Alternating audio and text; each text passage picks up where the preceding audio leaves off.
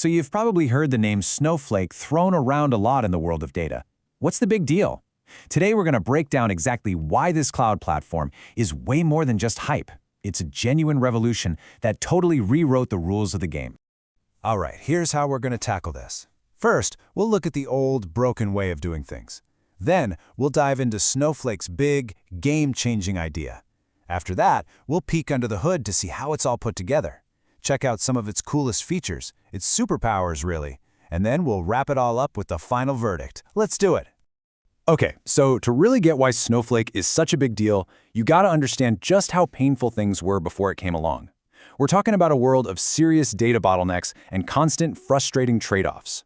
So here was the fundamental issue with old-school data warehouses. Everything was rigid because your computing power and your data storage were basically welded together. If you needed more processing power to run a big report, you also had to buy more storage, even if you didn't need it. It made scaling up incredibly slow and expensive. You were paying for massive systems just sitting idle.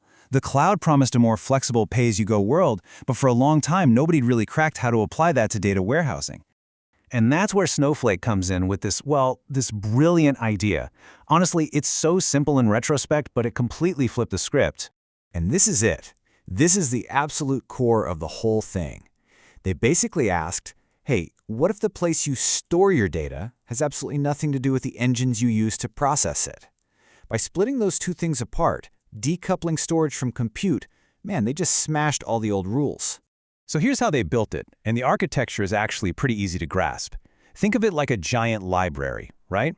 At the bottom, you've got the database storage layer. That's the entire collection of books, all your data, all in one place, super optimized. In the middle, you've got query processing. These are like all the different reading rooms. You can have a tiny room for one person, a huge auditorium for a massive research project. And the key is, they don't interfere with each other. And then at the top, you've got the cloud services layer.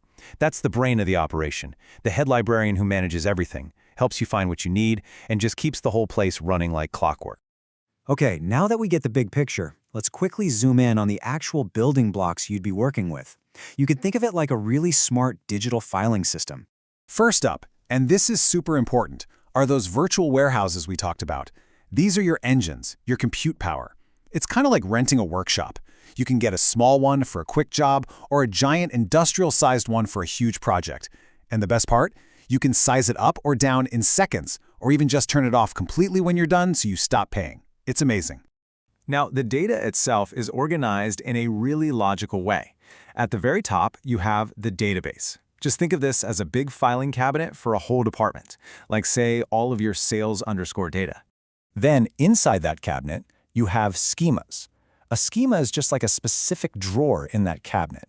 So inside your sales data cabinet, you might have a drawer labeled Q1-sales, just to keep everything tidy. And finally, you have the table. That's the actual file folder inside the drawer. It's where your data, all the rows and columns of customer info or whatever, actually lives. See? Filing cabinet, drawer, folder. Simple.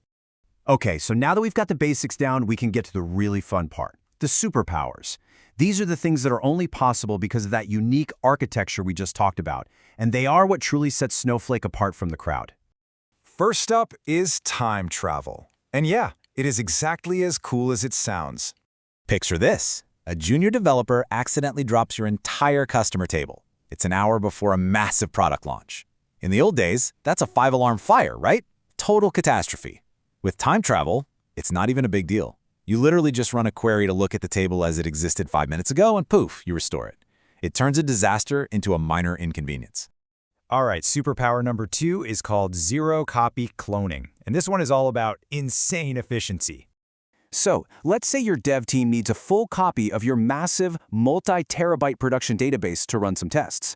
Normally, that's a huge pain. It would take hours, maybe days, and it would instantly double your storage bill. With Snowflake, this command right here is instantaneous. It creates a full, writable copy of your database, but it does it by just creating pointers to the original data, without physically duplicating anything. It's a complete game changer for development. And for our last superpower, we have secure data sharing. This one is really changing how entire companies work together. This is wild. It lets you give another company, another Snowflake customer, live, real-time, read-only access to a table in your database without ever making a copy or moving a single byte of data. A retailer could share live sales data with their suppliers so they can manage inventory. The data never leaves your account, you're just giving them a secure window to look at it. It's so powerful. So after all that, you're probably thinking, this sounds incredible. But is it the perfect tool for every single job? Well, let's get real for a minute and look at both sides of the coin. Look, on the one hand, you have this insane scalability, amazing performance, and those mind-bending features we just talked about. It's incredibly powerful. But its greatest strength, that flexibility, can also be its biggest weakness. Because it is so easy to spin up powerful compute, if you're not carefully watching it, your bill can get out of control fast. And yeah, it's a proprietary system that makes it easy to use, but you are locked into their world. That's a huge reason why some folks are looking at competitors like Databricks, which is built on more open standards. So that leaves us with this one big final thought.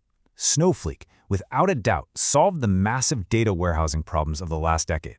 But as we look ahead, you have to wonder, will that centralized proprietary model that made it so successful become its biggest weakness in a future that seems to be all about open, decentralized data? That right there is the billion-dollar question for the next era of data.